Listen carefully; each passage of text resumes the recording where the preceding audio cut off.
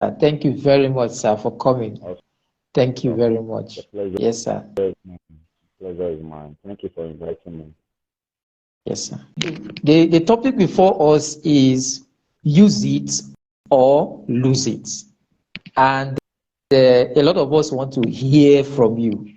You're a boss who had really done a lot of things in the space of leadership and creativity. So I want you to open it up for us. Maybe give us a background understanding of what we should know about use it, sir. Thank you very much, sir. Over to you, sir. All right. Thank you so very much once again for this awesome opportunity to be here to share thoughts and rub mind with you. The thought is quite very, very interesting because it's one of the things that I'm passionate about. I'm very keen on this particular topic that we are zeroing in on today because every single one of us, we've been given gifts. Life, first of all, just so I lay a foundation, we must understand that life is a marketplace.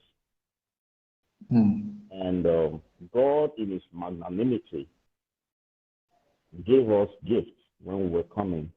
When He sent us to this world, He didn't just leave us, He didn't allow us to come like that without empowering us, without ensuring that we were endowed with what it would take for us to strive in this world. So when God sent us here, He endowed us, equipped us, empowered us with the requisite skill for us to be able to trade in this market called life. So to some, it could be music. To some other person, it could be the gift of eloquence. To some other person, it could be this playing of instruments.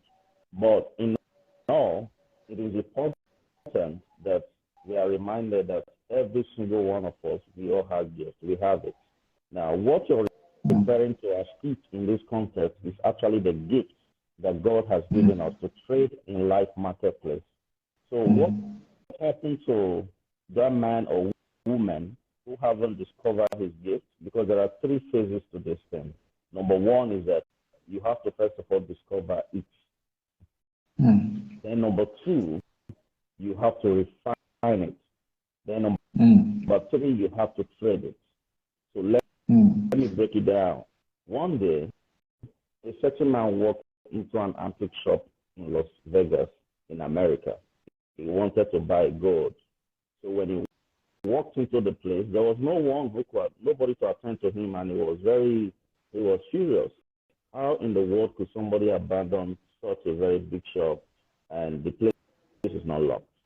But he was very hesitant to leave. He stayed back a little bit, and while he was there, he started hearing a noise, a very faint. It was not so loud, but a bit faint, but he could sense that there was someone inside who was working on something. So he decided to move closer to the place where the noise was coming from. The closer he went, the louder the noise became. Then it finally dawned on him that somebody must be somewhere working on something. And eventually, he stumbled into what looked like a very dark alley. And he looked, he saw someone inside, and this man was bent over, and he was working on something. Then eventually, he got to the man, and he asked the man what he was doing, that he wanted to buy gold, and nobody was answering him right there inside the shop. And the man said that there's no way he could have answered him because he was very busy with what he was doing. So the man became a little bit more curious and requested to know what he was, what he was doing. Then the man explained to him that what he's working on is gold, that he's refining a gold, that at this point that he is right now is so critical that he cannot abandon it, otherwise it will go bad. Then the man asked, this prospective buyer asked a very, very critical question once again. And the question was, at what point would you know if the gold you are working on has been properly refined? And he said, once I start seeing my reflection on the gold, then I know that the gold has been refined. And here's the crux of this story. Here's the reason why I have to tell us this story. Every single one of us came in here as gold and diamond in the rough. A few months ago, somebody accosted me and asked that, he told me that he has a gold that he wanted to sell. It was, this gold was not refined. It was a raw gold, and he wanted to trade it, so he wanted me to get buyers. I was very optimistic about it because I thought, man, I'm going to hammer on this. I'm going to hammer on this one. So I started making calls. I put a call across to several of my friends. I mean, the allied that are into gold and you do the change and all that. Interestingly, none of them wanted to buy or even want to even have anything to do with this raw gold. And I was me. I said to myself, what is going on here? Why wouldn't someone want to buy gold? Gold is expensive. It's a treasure. Why wouldn't anyone want to buy this gold? It was then that I learned this very hard lesson. That you see, in life, people seldom cherish gold or diamond when they're in their raw state. It doesn't matter how gifted you are, it doesn't matter how endowed you are, until you can refine the gift, nobody will pay a valuable price for it. In essence, whatever gift that you have today, that I say that God has endowed you with, to trade in life marketplace. Let me tell you, I like telling stories. I grew up with my grandmother in the village many years ago. There's something that he used to do. If he needed, that was when I got to understand trade by barter. If my grandmother wanted fish, she would take Gary to the market, and by the time she's coming back, she would come with fish. At some other time, if she wanted red oil, she will carry firewood to the market. By the time she's coming back, she will come back with red oil. It is called trade by barter.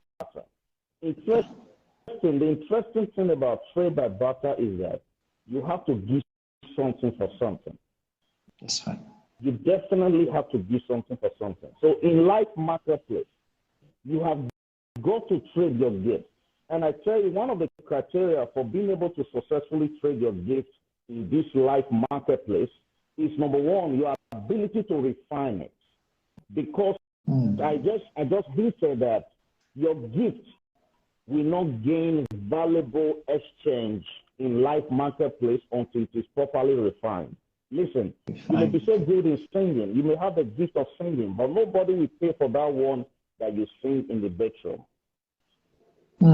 Or you can hum the song, and every time you are in the bathroom, everybody really, you can sing to yourself, and people that you drove from the other side can say, wow, this guy is so good.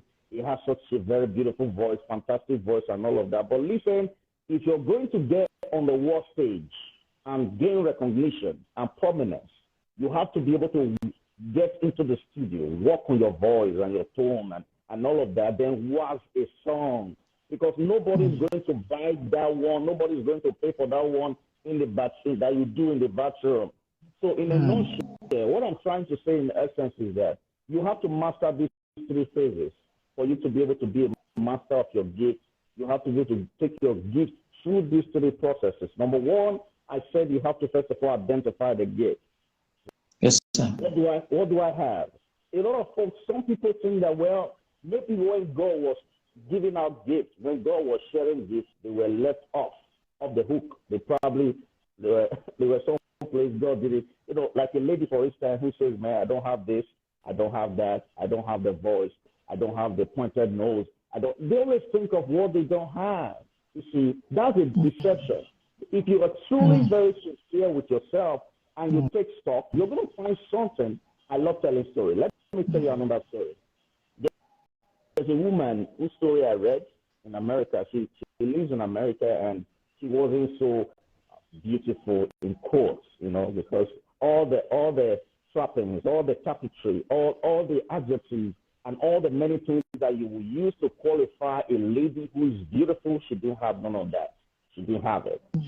So she was there. But one day, something spectacular happened. Somebody stumbled on her. She was having this conversation with someone, and somebody spotted her nails, her fingernails, her hands and her nails. And this person said, my goodness, you have such an amazing fingers. And I thought you have to be able to do something with this. It turned out that this particular person has an affiliation with a company that are into jewelry, they do rings and stuff. So what this guy did was to take a picture of these fingers and send it to the marketing agency. And once they saw the fingers, they were blown away by how so beautiful and upon the fingers were. And they thought, wow, we could use this finger to market our rings.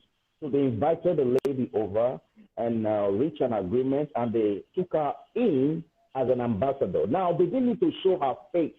Listen to this. They didn't have to show her face. They don't want her full picture, portrait, landscape. No, they don't want none of that. All that they needed was just this.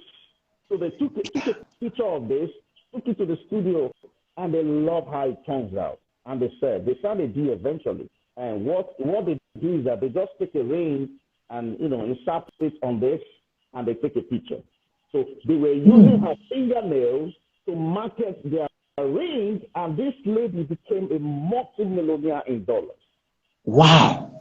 Do you understand? Now, listen to this. Sir. That was just the hand. That was just the fingernails. So it's a self-deception, all right? For anyone to come to that place in life where he or she thinks that he doesn't have anything to trade, he doesn't have a gift. What do I have? I don't have this. I don't.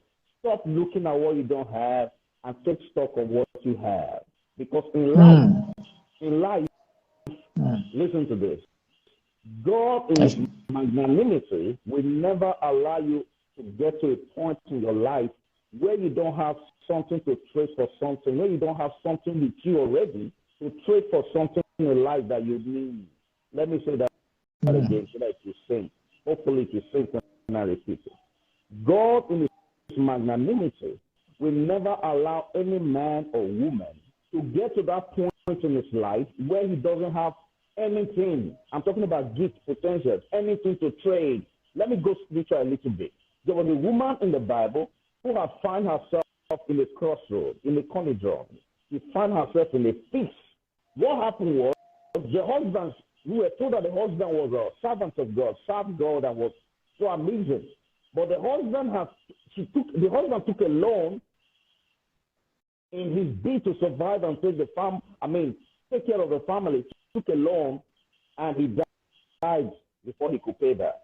Then the creditor came and he said, no, part of the deal was that if not adventure you can't pay back, we will have to take your son as what? As bondman. That means as servant into enslavement, into slavery and all that. And this woman was really touched. And this woman cried out to a prophet and said to the prophet, man, I'm in a situation. This is what we have going on right now. Please help me because my husband was a servant of God. And guess what the prophet said? And the prophet looked at the woman and said, what do you have in your house? What do you have in your heart?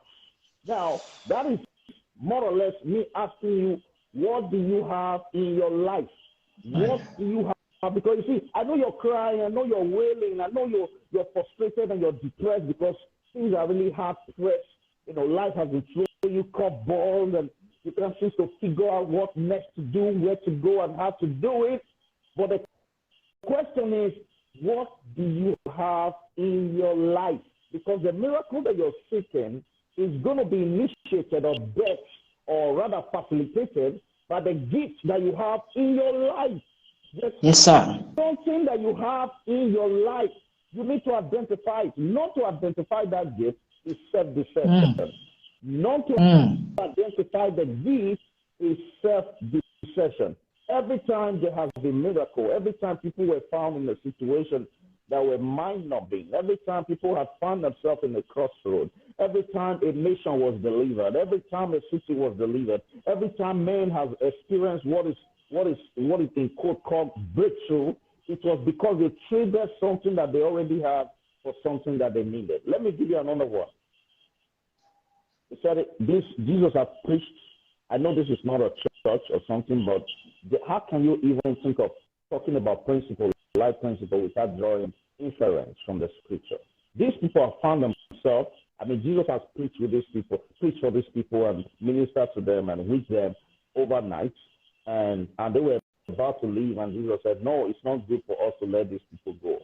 There has to be something that can be done." And he turned around and asked the disciples where food can be bought so that these people can be fed. And they looked at Jesus and they were looking at him all funny. My goodness, where in the world can we possibly buy the kind of food, I mean, in terms of quantity, that will take care of these whole people? You see, they were trying to analyze, because of the quantity, they were trying to analyze it with their minds. But anyway, here's a beautiful, fantastic thing about that story.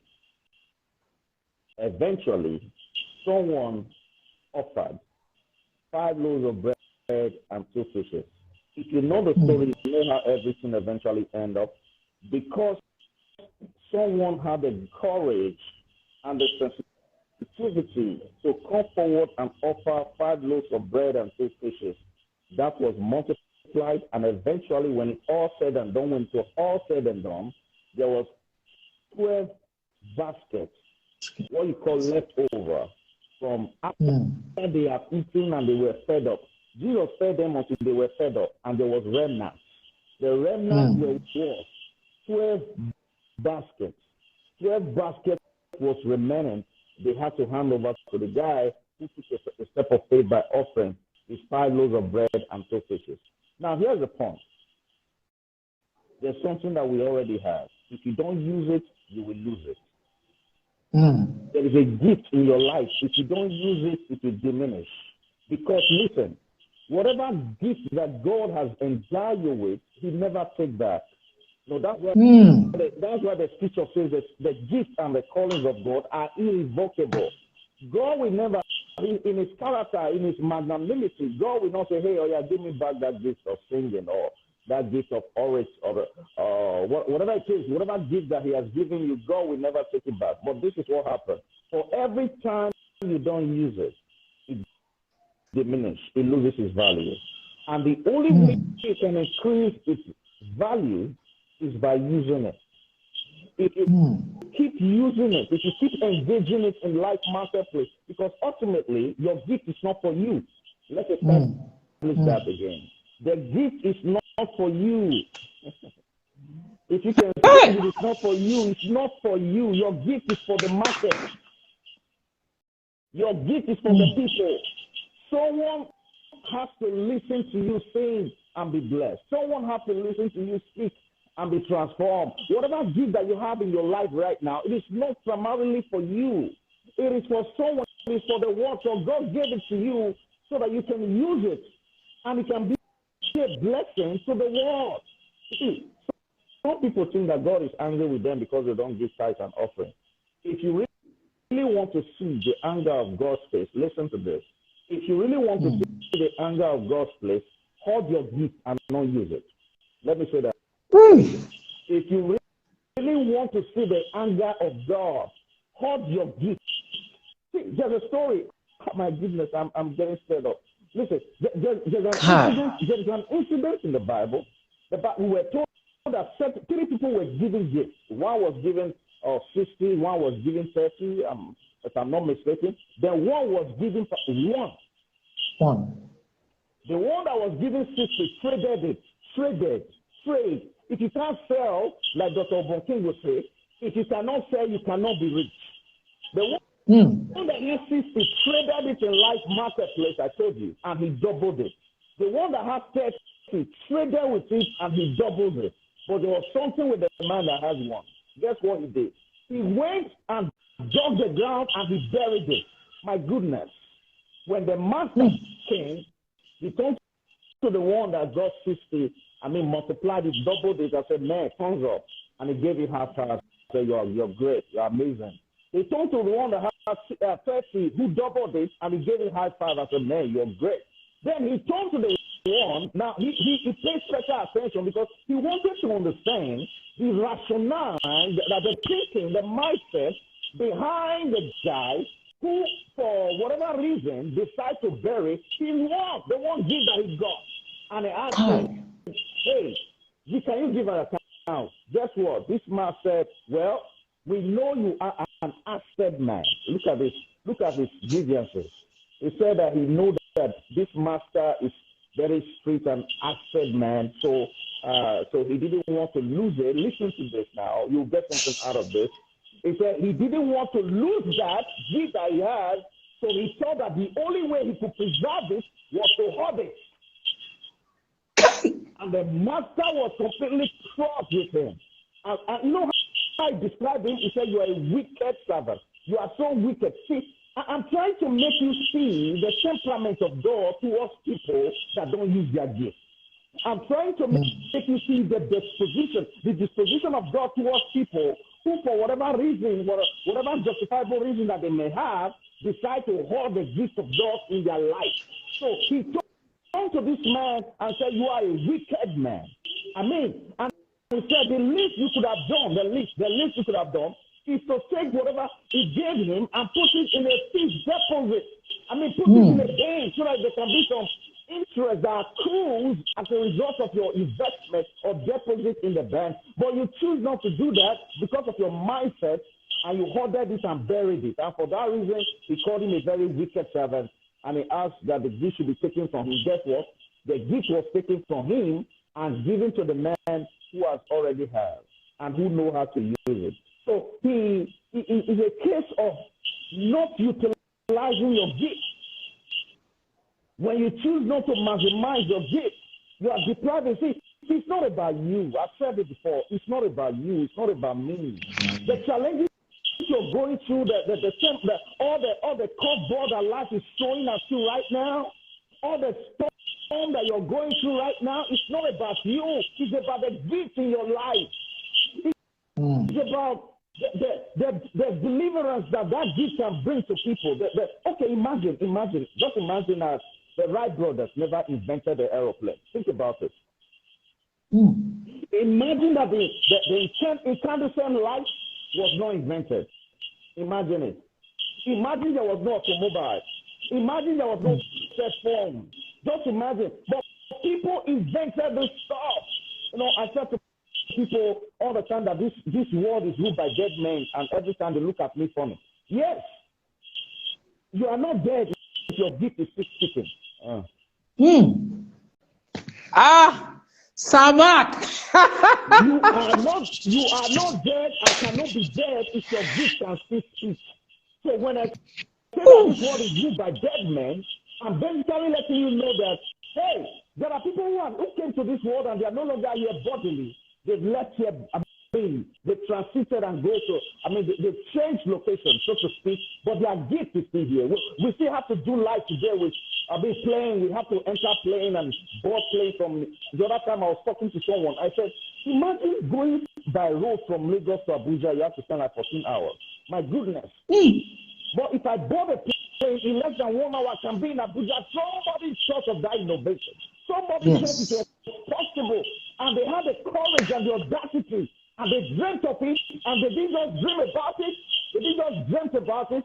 They executed it. It became a reality. And today we are doing life today by the innovation and the invention of the Wright brothers. Listen. Don't leave this world without leaving a trace, brother. Make up your mind that you're not going to leave this world without a trace. Make up your mind that you're not going to leave here in a hurry without a trace. There has to be something about you that even when you're done and you're gone, you are still doing life with your innovation. Listen, you are not a burden to this world. You are a blessing because there's a gift that God is filled into you. And you didn't just come here like you are not a statistic.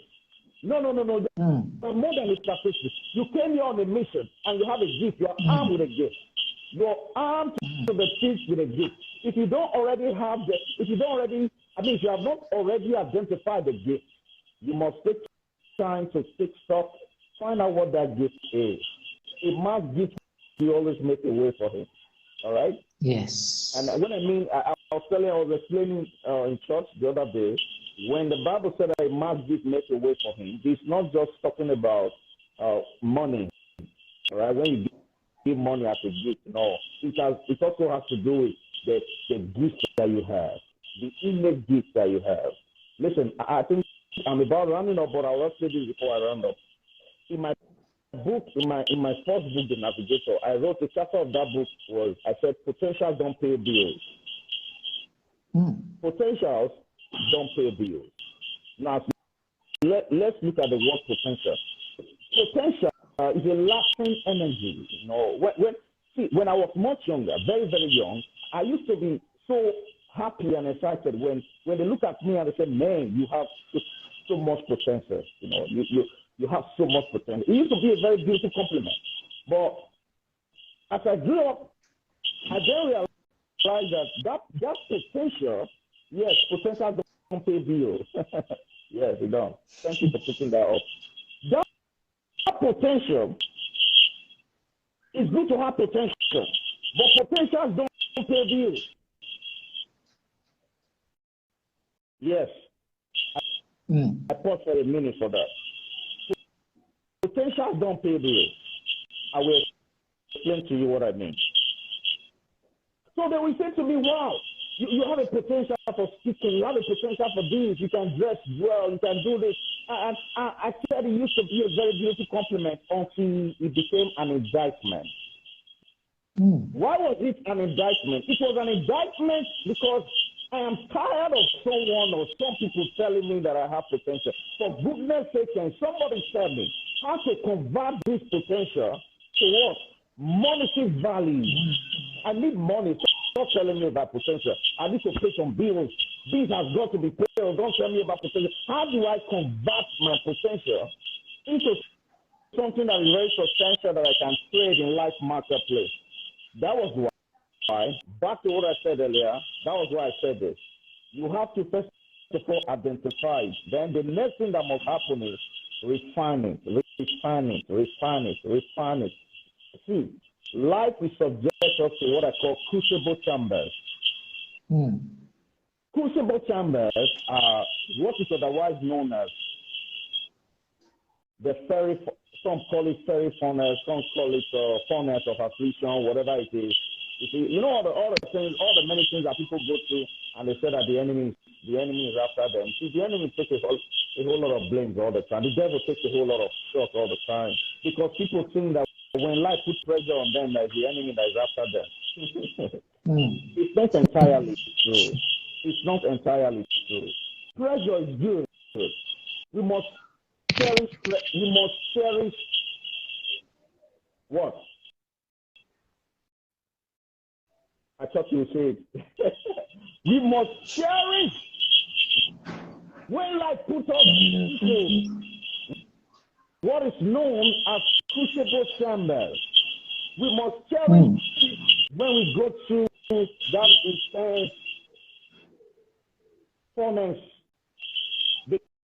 Because until we refine that gift, some people that are going through adversity right now and they are blaming it on God, they don't know that it's God actually exposing them to this, what they call trouble, so that their gift can come out refined. You must cherish pressure. Pressure is a school that we are subjected to refine our gift. I'll say that again. Pressure is a school that we are subjected to so that our gift can come out refined. Because I already hinted that nobody cherish or pay for diamonds or gold in their rough state. They must need to be refined. Then the third thing on this, so that I can round up, the third thing on this one is you have to be able to trade it. You have to be able to sell it. If you can't sell, you cannot be rich. If you can't trade, you cannot be rich. Some people have discovered it, some people have refined it, but they are not trading it. You see, when you know that you're gifted, when you know what you have, you don't go in the dark and be winking in the dark and hoping that somebody will somebody will just stumble on you. No!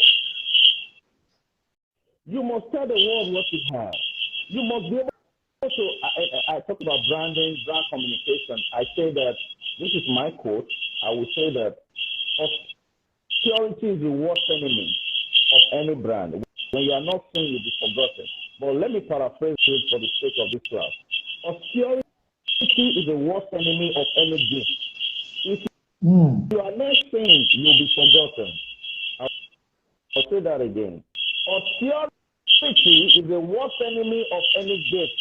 If you are not saint, you'll be forgotten. People have to see you. No matter how gifted you are, no matter how you have refined it, no matter how you have it all put together, people have to see you. People have to see you. So you must deliberately make conscious effort to be where people can see you. That's how come we have social media. That's how come we have sponsor ads. That's why we do all the many things that help to create awareness about brand. Now remember, you have to first of all identify it. Then number two, then you have to refine it. Then number three, you have to sell it. Thank you. Thank you very much, sir. Thank you, sir. This is a bomb. This is a bomb. This is a bomb. Oh my God. Oh my God. I don't know how much you would have paid to get this as a master class. It should have been something of about almost 500,000 or so. Thank you, sir, for this wonderful information, sir. Sir, I just have a few questions to ask. Maybe we can now use your story to help balance one or two things, sir. Awesome. Thank you very much, sir. Sir, one of the questions I want to ask, and which some people around me have actually been asking and saying that what is the role of mentorship in bringing out the best? You know, some people are actually working in certain places. Let's say, for example, they started working in a place like in a company or organization, and they have not actually, the organization has not been able to bring out what is inside of them. They feel that, okay, I will get into this place, something will come out of me and all that, and it's not working. What do you think they should do in such situation? And what is the role of an organization or a company? Someone should come into an organization and improve and become better person. But some people get into organizations, especially some factors in some organizations in Nigeria and Africa as a whole, and you see some people, instead of getting better, they get worse or they become redundant. What do you say about that, sir? All right, mentorship, then also how when people come into an organization to yes, work sir. and they're expected based on their engagement in the place, they hope to make that kind of change and see that kind of changes. Now, for the mentorship, I try to explain that mentorship is wisdom without pay. In essence, I said that if you need to learn everything that you need to learn all by your own experience, that's a slow process of growth. Because one of the things that one of the benefits of mentorship, having mentors in your life, is them being able to point you out and guide you on the way that you should go. And I said that there's no one today who is trying to go to some place or achieve some milestone or anything significant in life that cannot see someone who has already been there or have an idea of how that can be done. You don't necessarily have to reinvent the wheel. You don't have to necessarily reinvent the wheel. You can learn from those that have been there, those that have gone well ahead of you. So mentorship is very, very critical. For anyone to think that he doesn't need mentor, he's just deceiving himself, you know. And I try to explain that by you taking a journey. You explained the meaning, yes. Yeah, you're going on a journey to a place you have never been. And on that particular axis, okay, maybe I should use myself. One time I was traveling from Lagos to Benin and I drove. And we were going on we were about 4 or so, but I was the one in front. And I wasn't quite conversant with the road, but I claimed to know the road. What happened to me is that I found myself in a ditch. It was in the night. I only just closed my eye for like 2-3 seconds, but I found myself in a ditch. The reason is because I was in front. This is about 15, 14 years ago. I was in front, but I wasn't conversant with the road. At that particular spot, there was pothole. And people who have travel that road over time, understand that when you're approaching that particular place, you're supposed to slow down. But I didn't know. I just, because of this, I was just being overly zealous, and I said I'm an expert driver. I've been driving for many years, so nobody can tell me anything. So I could have died because I wanted to prove a point to everyone that I'm one heck of a good driver, because I refused to line up, or rather ask questions from people who are very conversant with that road. That's what mentorship does. There's no point trying to reinvent the wheel. People are being where we are trying to be. Let them lead us, let them guide us. That's why mentorship is very critical. Then the second question, a lot of people, I don't believe that every time you go into a company, you should go into the company simply because of what the company can make of you or turn you into. Rather, I have to empower myself and train myself in a way that if I'm going into a company or going to work in any company, I have this mindset that I'm going to be a blessing. In other words, my contribution in the company is so going to be so massive that it will improve their bottom line and in all ramifications. So I always see myself like that, so that if by tomorrow, for instance, if this company wake up and say, hey, they don't need me anymore, I don't feel like, I don't become depressed and say, wow, they have deprived me of my salary or anything like that. I never think like that. I resigned 10 years ago. It's up to 10 years now. I resigned. The last place I worked officially, I resigned from the place. I didn't wait for them to fire me because I didn't want to end up where my father ended up. You work for these people, you get tired, and they lay you off because you're tired. You see, that's crazy. That's a crazy concept I didn't want to model. So instead, I decided that, okay, let me sack myself and start something that I can build as a legacy, because somebody started that company, for goodness sake. Now, I'm not in any way saying that there's anything wrong with working in a company or anything like that, but we are all different. We are wired differently. Our journey is different. We have different orientation, different background, different expectation, and all of that. But me, at that time, I needed to leave the company because I wanted to be able to start something and build it. But here's what I'm trying to say. We should not always go into a company hoping that the company is going to make the difference in our life. That should happen because of our contribution, of course.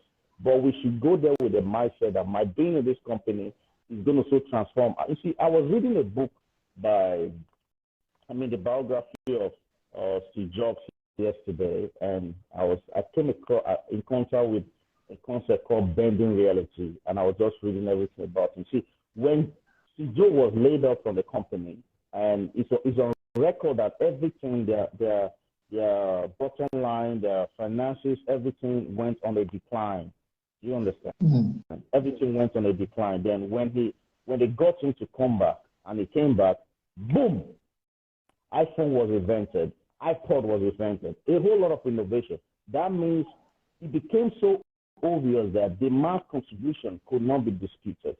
That is what we want to do as a people. We want to so empower ourselves in the way that anywhere we are a blessing. We become a factor to reckon with in that place. So that's my own way of thinking. That's my thinking. Thank you very much, sir. It's still on this aspect of working in an organization or company. Now, let's take, for example, young people working in a place, and maybe they've been working in a place for like 3 years, and they need to step up so that they can be able to yes, and also go ahead, please. Okay, and also to be able to do more for the company. But there is no place for advancements, trainings in that company. Do you suggest that such individuals should resign? No, they shouldn't resign, because there's no place, there's no provision, so to speak. There's no provision for training and skill enhancement and all of that. What you have to do is seek out opportunity outside of that company, because your life should not be tied to that company, for goodness sake. Your success in life should not be tied to that company. There are many courses online. There are several virtual platforms where you can acquire skill, boost your resume, work on yourself. Because you see, if you're working in this company and you know, oh, your promotion, your next level in that company is hinged on your qualification. So what you then need to do, there's a lady that I know very close to me. She's working in the place, she's still there, and the salary is not so good. And she decided that she's seen every other person being promoted because of their qualification and all of that. So what she did was to enroll in a school, and she wanted to get higher qualification and make sure she work on her CV, boost her CV, so that she can then be qualified, so that there can be a legitimate grant for her to ask. If they are not giving her, you ask for your promotion. And she just concluded that, she just rounded up with that program. So what I'm trying to say is that if the place where you're working don't have such provision, training and the rest and the likes, you have to seek it outside of that place, because your life should not be tied to that place. Right? Thank you very much, sir. Thank you very much, sir. Sir, finally, your journey to this level is something that is so, in fact, when I was going through it, I was saying, Lord, help me. Lord, help me. Then, sir, what I want to ask you is, what is the secret of this journey so far? What's the secret? What's the motivation? What has made you to get to this point? Thank you very much, sir. Okay, thank you. The motivation has been my passion. It was once a passion, but it has become an obsession.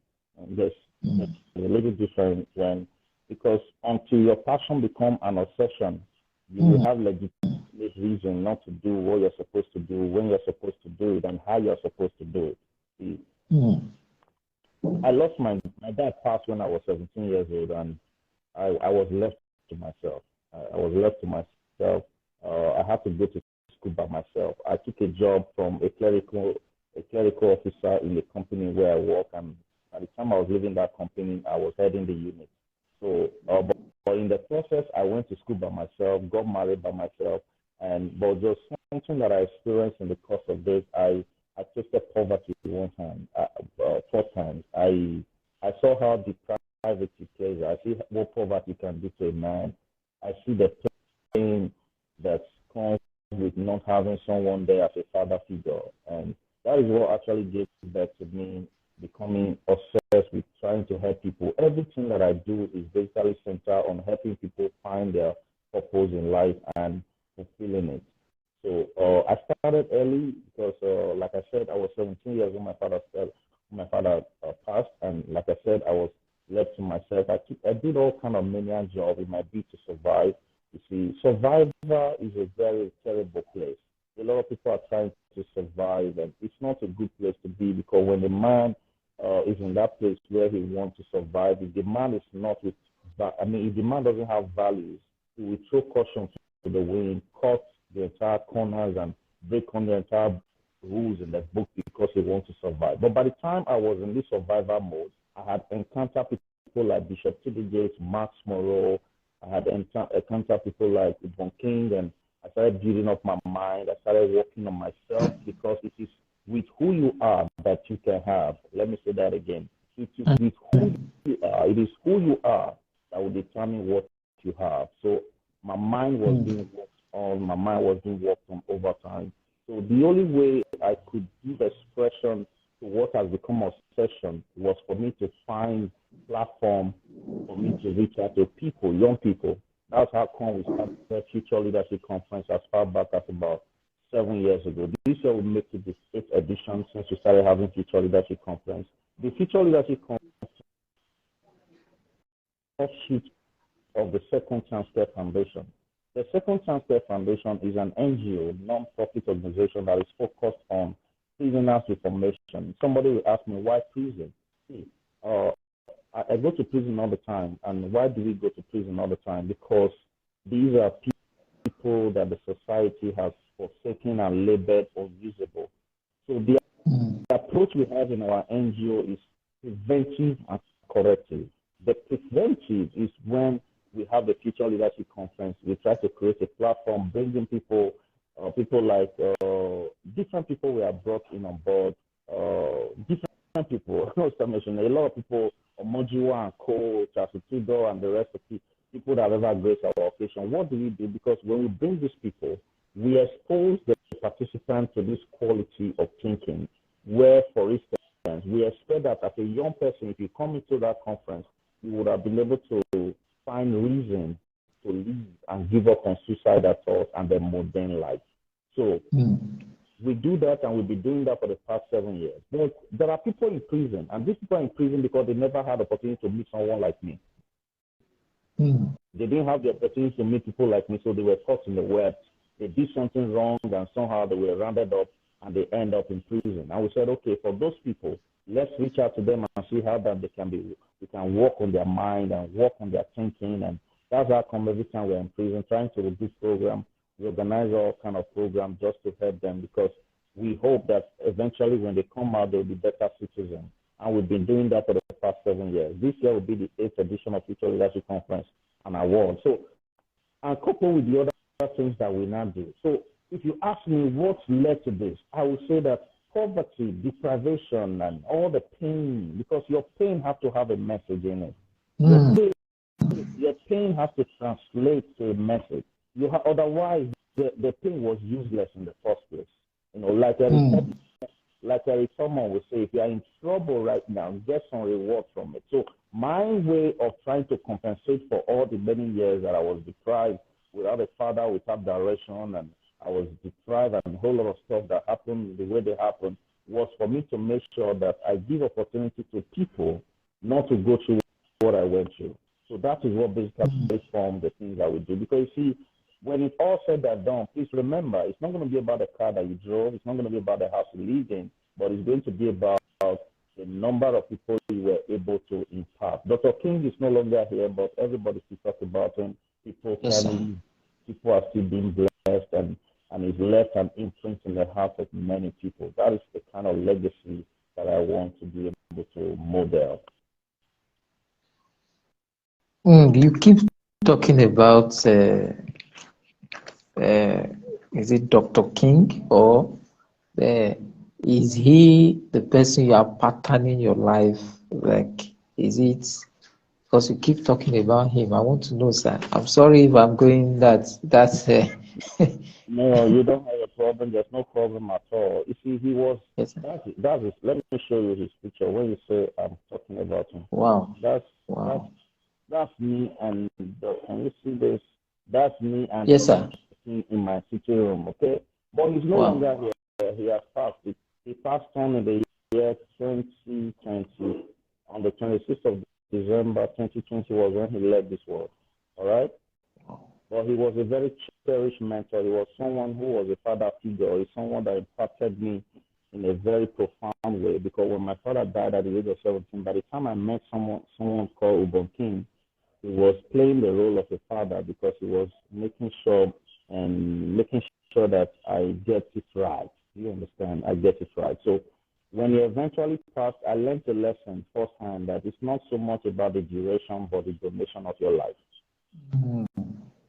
Because see, if your lifespan, every single one of us, we've been given a certain amount of time. I call it time currency.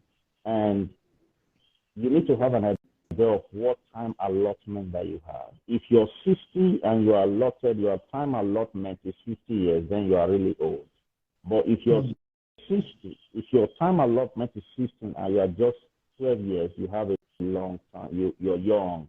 So Dr. King passed at the age of 48, and the lesson that I took away from that was, it's not in how long you have lived. It is on the impact and the quality of life you have lived. And I saw him, you see, there are some mentors that you just see. That's why I'm mindful of people that can call my mentor. There are a lot of people you can call your mentor because you see them on social media. But Dr. King, I ate with him in the place. I went out with him. I saw how he treated the wife and the children. I saw how he related to the gate man and the driver. And I learned firsthand the quality of his spirit. And that was why he was different. And that was why he's someone I can say is an inspiration, he's a model. Even though he's no longer here, don't forget what I told you about this world being ruled by dead people. People are not dead because they change location. Because if your gift is still speaking, you are not dead. Thank you. Thank you very much, sir. Thank you very much, sir. Thank you. I'm really grateful for the awesome information that I've gotten today. And I know those that will yet visit this, because honestly, we have to make this conversation to trend very well, because it's loaded. It's loaded. We need to make it trend, and we're going to work on it very well. I want to appreciate you, sir. I am your boy. Please accept me from today as your son. Accept me from today as your son, sir. Thank you very much, sir. Yes, Thank sir. you. Thank you for the honor. Thank you for inviting me. I really appreciate my time here. Thank you so much. Yes, Keep doing what you're doing. We need people Yes, like you in this world. We need people like you in this world. So much is going on. Just look at the election.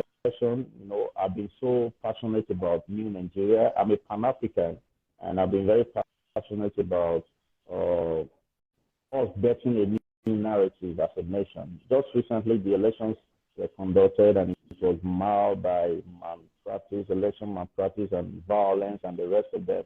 I want to use this opportunity to speak to youth out there, especially those ones that feel very disenfranchised, because there's a narrative, there's an impression that has been created. The impression is that good does not pay. The impression is that if you queue up to do the right thing, you are mumu, you're a Juma, you don't have sense. The impression is that due process will never count in this country. The impression is that there can never be a due process as far as election is concerned in this country, looking at the antecedent that has just been created. But I'm here to encourage you, to let you know that things will not always be like this. There's nothing that has a beginning that does not have an end. Don't give up, because the temptation is there. I was there day before yesterday. Yesterday, right? For the voting, the governorship, the gubernatorial election was yesterday, right? I went out. Yes, sir, yesterday. Yes, I went out to vote, and during the presidential election, the whole place was, people were pumped. The whole place was crowded. But just yesterday, you could barely count the number of people that were there. The effect is that a lot of people have gotten to a place of complacency. You know, a lot of people have given up and said, no, what's the essence of coming out, queuing under the sun? At the end of the day, it's still going to be manipulated. At the end of the day, the vote will be stolen. At the end of the day, the talks will steal the ballot and all of that kind of stuff. But I just want to appeal to you not to give up. Things get worse before they get better. Light will always triumph over darkness. Don't give up. Don't give up. You will get it right. If not now, someday and very soon. Thank you very much. Thank you very much, sir. Thank you, sir. Thank you, sir. I want us to appreciate you, sir. Thank you very much. Thank you. Thank you very much. Thank you very much. So we're going to sign up here, and sir has been so wonderful. So I will end up: unused money is disvalued, unused talent diminishes, unused potential decays, unused machinery disintegrates, unused time dies, unused knowledge becomes a burden. What isn't used is abused. The tragedy of life isn't the ultimate death, is not the ultimate death, but the resource that dies within you when you are still alive. Use it or you will lose it. Thank you, sir. I love that. I love the last one. The worst tragedy of life. Yes, sir. Yes, sir. Yes, sir. It's what dies in us while we yet live. Yes, sir. Thank you very much, sir. Thank you, sir. Thank you, sir. Thank you, sir. All right, sir. All right. Bye-bye, sir. Bye. Bye. Yes, sir.